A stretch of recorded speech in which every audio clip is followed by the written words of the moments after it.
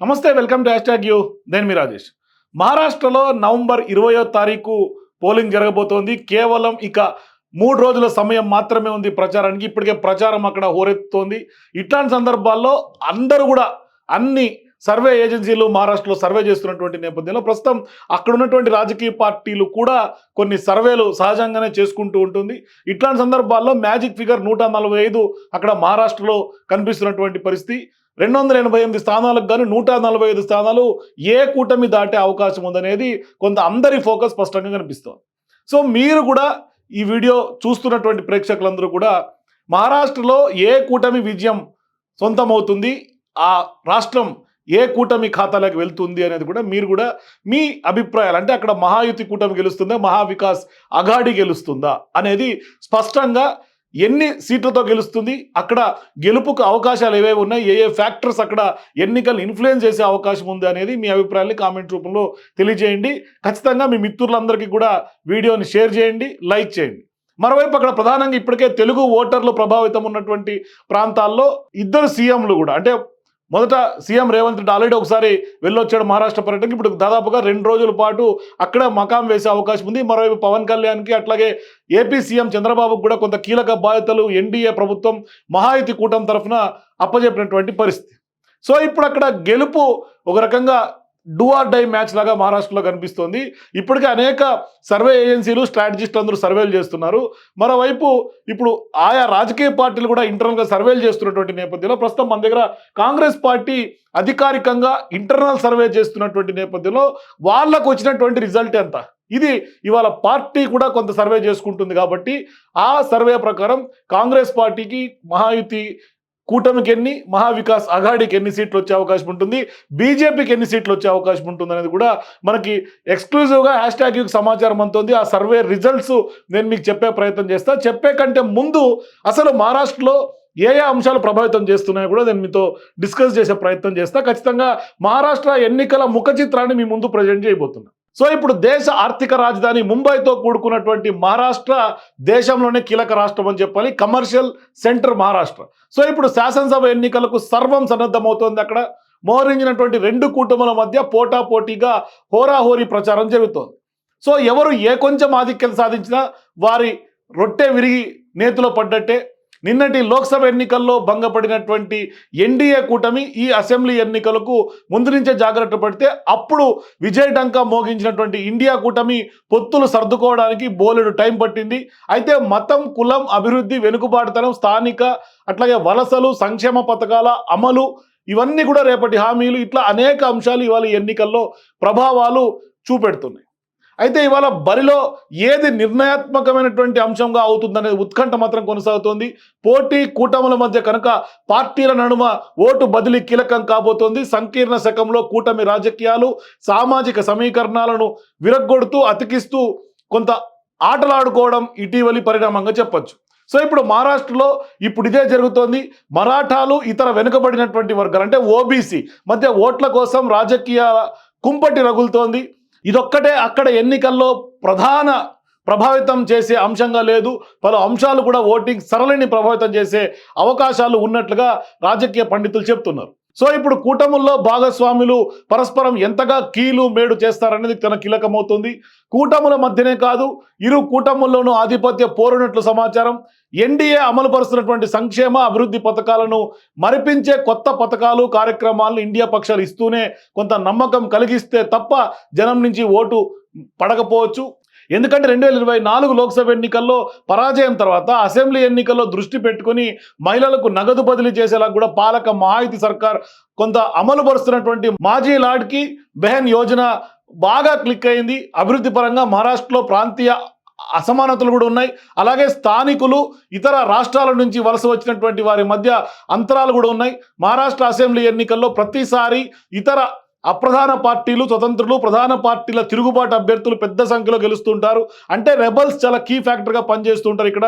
So ఇప్పుడు గెలవకున్న కొందరు ఇతరుల తలరాతలను కూడా ఆ రెబల్స్ మారుస్తే అవకాశాలు ఎక్కువ శాతం కనిపిస్తున్నాయి. ఇలా ఏ అంశం ఏ మేరకు ఓటర్ ఆలోచనలను ప్రభావితం చేస్తుందనే దాన్ని బట్టి పార్టీల జాతకాలు మారే అవకాశాలు ఉన్నట్లుగా ప్రధానంగా చాలా మంది రీసెర్చర్స్ చెప్తున్నారు. అయితే పీపుల్స్ పల్స్ రీసెర్చర్లు కూడా ఈ అంశాన్నే కొంత విశ్లేషిస్తున్నారు. అంటే ఒక్క మహారాష్ట్రలోనే 2 రాష్ట్రాలు ఉన్నాయని విశ్లేషకులు వ్యంగ్య వ్యాఖ్యలు చేస్తున్నారు. 6 భౌగోళిక ప్రాంతాలుగా విడిపోయినటువంటి మహారాష్ట్రలో అభివృద్ధి చెందినటువంటి వెనుకబడినటువంటి ప్రాంతాల మధ్య ఓ స్పష్టమైనటువంటి విభజన రేఖ ఉంది. అంటే నగర కానీ లేకుంటే పట్టణ ప్రాంతాలతో కూడినటువంటి ముంబై, తానే, కొంకన్ అట్లాగే పశ్చిమ మహారాష్ట్ర ప్రాంత వాసులు కూడా అని చెప్పుకోవాలి. ఇది కొంత అశాంతికి కారణమవుతోంది. దేశపు స్థూల జాతీయ ఉత్పత్తి అదే జీడిపికి అత్యధికంగా 13.3% జోడించేది మహారాష్ట్ర అని చెప్పాలి. అదే సమయంలో దేశంలో ఆర్థికంగా 37.6% రైతు ఆత్మహత్యలు నమోదైంది కూడా ఒక్క మహారాష్ట్రలోని. అంటే ఈ పరస్పర విరుద్ధ ప్రగతి ఎన్నికల్లో కొంత ప్రచారాంశమే అని చెప్పాలి. అయితే ఈ 2 ప్రాంతాల్లో ఓటర్లు దాదాపు సమానం. దేశంలో మరెక్కడా లేనంతగా ఇక్కడ స్థానికులు అన్నప్పుడల్లా కూడా వలసదారులపై విరుచుకుపడుతూ ఉంటారు. వలసదారులు రాష్ట్ర ఓటర్లలో ఉన్నటువంటి శాతం చూస్తే 8%గా ఉన్నారు. అందులో యూపీ, కర్ణాటక, గుజరాత్, మధ్యప్రదేశ్, రాజస్థాన్ ప్రాంతాల వాళ్ళు ఎక్కువ శాతం ఉన్నారు. మరి ముంబైలో 43% వలసదారులు అయినప్పటికీ 19% ఒక్క గుజరాతీలే ఉంటారు. మహారాష్ట్రకు రావాల్సినటువంటి ఎన్నో అభివృద్ధి పథకాలను, పెట్టుబడులను ప్రధాని మోదీ గుజరాత్కి తరలించిపోతున్నారనే వాదనను ఉద్ధవ్ ఠాక్రే, శరద్ పవార్లు ఎన్నికల్లో బాగా ప్రచారం చేస్తున్నారు. సో ఇంత సీరియస్ ప్రచారం జరుగుతున్నటువంటి నేపథ్యంలో మరి మరాఠ్వాడ, విదర్భ, పశ్చిమ మహారాష్ట్ర ప్రాంతాల్లో మరాఠాల ప్రభావం అధికమని చెప్పాలి. ముంబైలోనూ కొంతమేర అంటే దాదాపుగా ఓటర్లలో వారి శాతం 42%గా ఉంది. వాళ్ళు ఖచ్చితంగా ప్రభావితం చూపుతారు. వెనుకబడినటువంటి కొంత మరాఠాలకు రిజర్వేషన్ కల్పిస్తామని సాగినటువంటి ఉద్యమం మహారాష్ట్రలో మంటలు రేపి సామాజికంగా కూడా అలజడి సృష్టించింది. మరి 2024 లోక్సభ ఎన్నికల్లో మరాఠాల ఆధిపత్య ప్రాంతాల్లో ఎన్డీఏకి ఒక్క సీటు కూడా దక్కలేదు. మరి మరాఠ్వాడలో 32 అసెంబ్లీ సెగ్మెంట్లో 12 చోట్ల మాత్రమే మహాయుతికి అత్యధిక కొంత ఆధిక్యత దక్కింది. ఆ ఎన్నికల్లో బీజేపీని ఓడించే వారికే ఓటు వేయండి రిజర్వేషన్ కోటా యోధుడుగా ఉన్నటువంటి మనోజ్ జరంగ్ పటేల్ కూడా పిలుపునిచ్చారు. దానికి ప్రతిగా రిజర్వేషన్లో మీ వాటా తగ్గొద్దంటే దాని వ్యతిరేకుల్ని ఓడించండి అని కూడా మహాయుతి నేతలు ఛగన్ భుజ్లాల్ ఓబీసీలకు పిలుపునిచ్చారు. అయితే మామూలుగానే ఎవరి ఓట్లు వారికి వస్తాయి. మీ ప్రకటన వల్ల ఇండియా కూటమికి ఓబీసీ ఓట్లు తగ్గే ప్రమాదం ఉందని వచ్చినటువంటి ఒక వినతి మేరకు జరంగే తన ప్రకటన వెనక్కి తీసుకున్నారు. అయితే మరాఠాలు తమ ఇష్టానుసారమే ఓటు వేసుకోవచ్చు అని కూడా ఆయన సవరణ ప్రకటన కూడా చేశారు. అయినా బీజేపీకి ఓబీసీల మద్దతు 11 నుంచి 16 సెగ్మెంట్లకు పెరిగింది. మరాఠాలు ఎలా స్పందిస్తారో వేచి చూడాలి. అయితే స్పష్టమైనటువంటి ఆధిక్యత హర్యానాలో ఉండి కూడా అసెంబ్లీ ఎన్నికల్లో కాంగ్రెస్ పార్టీ ఓడిపోయింది. మధ్యప్రదేశ్లో కూడా అదే జరిగింది. గెలుపు ముంగిట బోల్తా పడటానికి కారణాలు ఏమిటో ఆ పార్టీ ఖచ్చితంగా అన్వేషించాలి. ఆ దిశగా ఇప్పుడు కొంత గ్రౌండ్ వర్క్ కాంగ్రెస్ పార్టీ కూడా చేస్తుంది. మరి అతి విశ్వాసమో వ్యూహం లేని అజాగ్రత్తలతో కూటమి కొంత పెద్దన్నగా కాంగ్రెస్ ప్రజల విశ్వసనీయత ప్రభావం భాగస్వామి పక్షాలపైన స్పష్టంగా ఉంటుంది. కానీ కూటమిలో కాంగ్రెస్ బలహీనంగా ఉందంటగా కొంత ప్రచారం జరుగుతోంది. కానీ ఆ దిశగా ఒకసారి వాళ్ళ ఇంటర్నల్ సర్వేలో మాత్రం రిజల్ట్ భిన్నంగా కనిపిస్తోంది. 2 శిబిరాల్లో కూడా శివసేన పార్టీలు దాదాపుగా ఏకరీతిలోనే ప్రభావం చూపుతున్న శరద్ పవార్ నేతృత్వంలో ఉన్నటువంటి ఎన్సీపీ, అజిత్ పవార్ ఎన్సీపీ పైన స్పష్టమైనటువంటి ఆధిక్యతలో ఉన్నట్టుగా స్పష్టంగా తెలుస్తుంది. అయితే అధికార కూటమిలో ఉన్నటువంటి పెద్దన్న బీజేపీ లోక్సభ ఎన్నికల నాటితో పోల్చి చూస్తే ఇప్పుడు కొంత మెరుగైనటువంటి వాతావరణం కనిపిస్తోందని కూడా కొన్ని సర్వేలు చెప్తున్నాయి. కూటమిల్లో పార్టీల మధ్య ఆధిపత్య పోరున్నట్టుగా సమాచారం ఉంది. మరి పార్టీల్లో గెలిచినటువంటి సీట్లు, పొందినటువంటి ఓట్ల వాటా శాతం భిన్నంగా ఉన్న మొత్తం మీద కూటముల మధ్య ఓటు వాటా శాతాల్లో మాత్రం తేడాలు పెద్దగా కనిపించలేవు. కొంత మార్జిన్లోనే కొంత అధికారాన్ని ఫామ్ చేసే అవకాశం కనిపిస్తుంది. 17 సీట్లు గెలిచినటువంటి మహాయుతి ఓట్ శాతం 43.55% అయితే 30 స్థానంలో నెగ్గినటువంటి ఎంవీఏ ఓటు శాతం 43.71% కనిపిస్తుంది. అంటే ఇంత స్వల్పమైనటువంటి ఓటు షేర్ మాత్రమే కొంత వ్యత్యాసపరంగా కనిపిస్తోంది. అంటే హోరాహోరీ పోరు ఎంత స్పష్టంగా ఉందో ఇట్లే అర్థం చేసుకోవచ్చు. సో ఇప్పుడు ఎన్నికల నిర్వహణ సామర్థ్యం అదనపు హంగని చెప్పుకోవాలి. కూటములను ముంచినా తేల్చినా బీజేపీ, కాంగ్రెస్లదే భారంగా కనిపిస్తోంది. కానీ ఇవాళ బీజేపీ అయినా కాంగ్రెస్ అయినా అక్కడ స్థానికంగా ఉన్నటువంటి శివసేన, ఎన్సీపీల పార్టీల ఆ 2 పార్టీల మీదే ఆధిక్యంగా అంటే వాళ్ళ మీదే డిపెన్సీ కనిపిస్తోంది. మరి విపక్షానికి గట్టి నినాదం కూడా లేదు.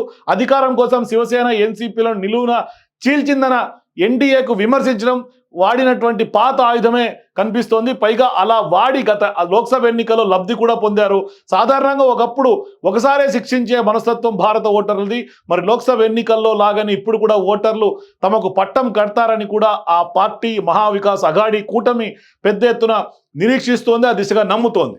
మరోవైపు ప్రభుత్వ వ్యతిరేకతకు కూడా కారణమవుతున్నటువంటి అంశాలకు విరుగుడుగా మహాయుతి కూడా ప్రభుత్వం పలు సంక్షేమ కార్యక్రమాలను అమలు చేస్తూ విస్తృతంగా ప్రచారం చేస్తుంది. సార్వత్రిక ఎన్నికల్లో ఎదురైనటువంటి చేదు అనుభవం తర్వాత 2.34 కోట్ల మంది మహిళలకు లబ్ధి చేకూరేలా కూడా చేపట్టినటువంటి మాజీ లాడ్కీ బెహన్ యోజన పథకం వారికి ఎంతో లాభిస్తుందని కూడా చాలా మంది చెప్తున్నారు. రాష్ట్రంలో సగం జనాభా పైన ప్రత్యక్షంగా మొత్తం కుటుంబం పైన కూడా పరోక్షంగా ఇవాళ మహాయుతి కూటమి గురి పెడుతుంది. అంటే 18 నుంచి 59 మధ్య వయసులో ఉన్నటువంటి మహిళలందరికీ ప్రతి నెల 1500 ఇచ్చేలా కూడా పథకం ప్లాన్ చేశారు.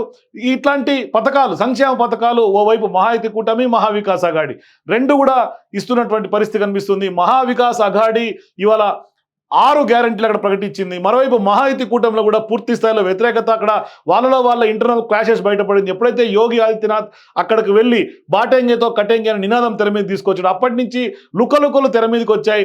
మహాయుతి కూటమిలో కూడా పెద్ద ఎత్తున లుకలుకలు బయటపడుతున్నటువంటి పరిస్థితి.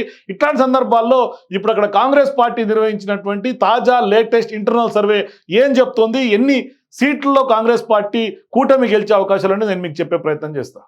సో మొత్తం మహారాష్ట్రలో 288 స్థానాలకు గాను ఇప్పుడు మ్యాజిక్ ఫిగర్ చూసుకుంటే 145. సో మొన్నటికి మొన్న చెప్పినటువంటి ఏదైతే లోక్పోల్ సర్వే కూడా ప్రకారం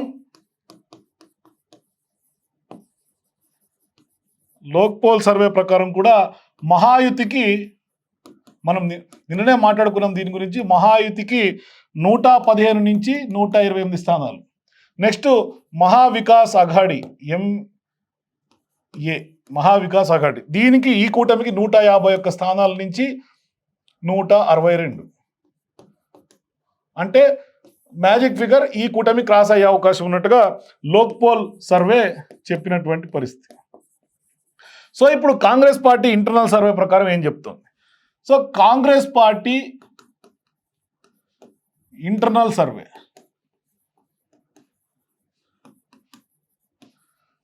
ఇక్కడ కాంగ్రెస్ పార్టీ ఇంటర్నల్ సర్వే ప్రకారం మనకు అందుతున్నటువంటి తాజా రిపోర్ట్, ఇండియా కూటమి అంటే మహావికాస్ అఘాడి కూడా అనుకోవచ్చు, ఇండియా కూటమికి 155+ స్థానాలు గెలుపు అవకాశాలు ఉన్నాయి. నెక్స్ట్ కాంగ్రెస్ పార్టీ ఇండివిజువల్గా గెలిచే స్థానాలు, కాంగ్రెస్ పార్టీ సొంతంగా గెలిచే స్థానాలు 65 నుంచి 70 స్థానాలు. ఇది కాంగ్రెస్ పార్టీ గెలిచే స్థానాలు. సో ఇట్లా కాంగ్రెస్ పార్టీ 65 నుంచి 70 స్థానాలతో మొత్తం 155+ స్థానాలతో మహావికాస్ అఘాడి కొంత గెలుపు అవకాశాలు ఉన్నట్టుగా కాంగ్రెస్ పార్టీ ఇంటర్నల్ సర్వే చెప్తుంది. బీజేపీ కుదేలు అవుతున్నటువంటి పరిస్థితి కనిపిస్తోంది. నెక్స్ట్ సునామీ, కాంగ్రెస్ సునామీ మహారాష్ట్రలో పెద్ద ఎత్తున ఉండే అవకాశాలు ఉన్నట్టుగా స్పష్టంగా తెలుస్తుంది. బిగ్ బ్రేకింగ్గా తెలుస్తోంది. ఇది ఇంటర్నల్ సర్వే ప్రకారం కాంగ్రెస్ పార్టీ ఇండియా కూటమి సునామీ మహారాష్ట్రలో కొనసాగే అవకాశం ఉంది. మొత్తం 155+ స్థానాల్లో ఖచ్చితంగా కాంగ్రెస్ పార్టీ గెలుస్తుంది. మరోవైపు అంటే మహావికాస్ అఘాడి 145 మ్యాజిక్ ఫిగర్ కనిపిస్తుంది. ఇక్కడ ఖచ్చితంగా ఈ సర్వేలో 155+ స్థానాల్లో స్పష్టంగా మెజారిటీ తోటి గెలుపు అవకాశం ఉన్నట్టు తెలుస్తుంది. ఖచ్చితంగా ఏదైతే ఈక్వేషన్స్ అక్కడ ఉన్నాయో ఆ ఈక్వేషన్స్ ప్రకారం ఖచ్చితంగా ఉన్నాయి. మరి నిన్న లోక్పోల్ సర్వే కూడా కొన్ని అబ్జర్వేషన్స్ స్పష్టంగా చెప్పింది. ఆ అబ్జర్వేషన్స్ కూడా ఏంటి అంటే, BJP's attempts to polarise or backing for NDA, అంటే ఓటర్లు పోలరైజ్ చేసే వ్యవహారంలో బీజేపీ వెనుకంజ కనిపిస్తోంది. బీజేపీ వెనుకంజ కనిపిస్తోంది. అట్లాగే బీజేపీ ప్రభుత్వం మీద యాంటీ ఇంకంబసీ ఎక్కువ శాతం ఉన్నట్టుగా చెప్తున్నారు. యాంటీ ఇంకంబసీ ఉంది. అట్లాగే మహారాష్ట్ర వర్సెస్ గుజరాత్ సెంటిమెంట్, ఇందాక చెప్పినట్టుగా ఈ సెంటిమెంట్ అక్కడ ఎక్కువ శాతం వర్క్ అయ్యే అవకాశాలు ఉన్నాయి. గుజరాతీలు అట్లాగే స్థానికంగా ఉన్నటువంటి మహారాష్ట్రలో ఎవరైతే వలసదారులు ఉంటారో వాళ్ళ పట్ల పెద్ద ఎత్తున వ్యతిరేకత ఉంది. అట్లాగే ఓబీసీకి సంబంధించినటువంటి వ్యవహారం కూడా కొంత అక్కడ ప్రధానంగా కుదుపుతోంది.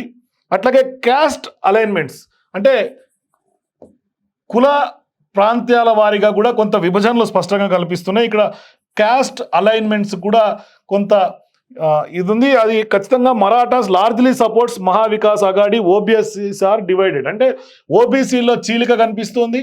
మహావికాస్ అఘాడికి స్పష్టంగా ఇక్కడ ఏదైతే మరాఠాస్ ఉన్నారో మరాఠాలు అందరూ కూడా ఓబీసీలు చీలిక రావడంతో మరాఠాలు అందరూ కూడా ఎంవీఏకి సపోర్ట్ ఎక్కువ శాతం కనిపిస్తోంది. సో అట్లాగే రూరల్లో ఉన్నటువంటి ఒక అసంతృప్తి ఏంటంటే రైతులకు సోయాబీన్ కానీ కాటన్ పంటలకు కానీ కొంత అగ్రికల్చర్ ఛాలెంజెస్ ఎక్కువ శాతం పెరిగినాయి, వాళ్లకు గిట్టుబాటు ధర రావట్లేదు అనేది కూడా మరో ప్రధాన అంశం. గిట్టుబాటు ధర రైతులకు, ఇది రైతులకు కొంత వేధిస్తున్నటువంటి సమస్య. అట్లాగే మహావికాస్ అఘాడీ కూడా కొంత క్యాంపెయినింగ్లో కూడా కొంత చాలా ముందున్నట్టుగా తెలుస్తోంది, పెద్ద ఎత్తున ప్రచారంలో హోరెత్తిస్తోంది మహావికాస్ అఘాడీ. ఖచ్చితంగా కూడా కొంత పబ్లిక్ని బాగా నాక్ చేస్తోంది అంటూ కూడా చెప్పారు.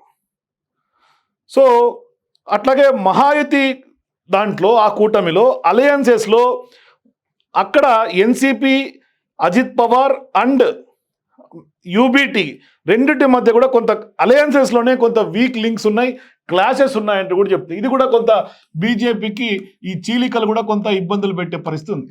సో మొత్తం మీద ఇవన్నీ ఈక్వేషన్స్ చూసుకుంటే, ఫ్యాక్ట్ ఫైండింగ్ చూసుకుంటే మహావికాస్ అఘాడీకి కొంత మహారాష్ట్ర గ్రౌండ్ ఫేవర్గా కనిపిస్తుంది.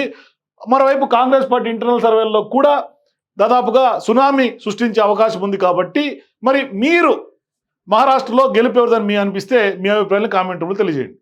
వీడియో నచ్చితే లైక్ చేయండి, మీ మిత్రులకు కూడా షేర్ చేయండి. For more videos please watch #.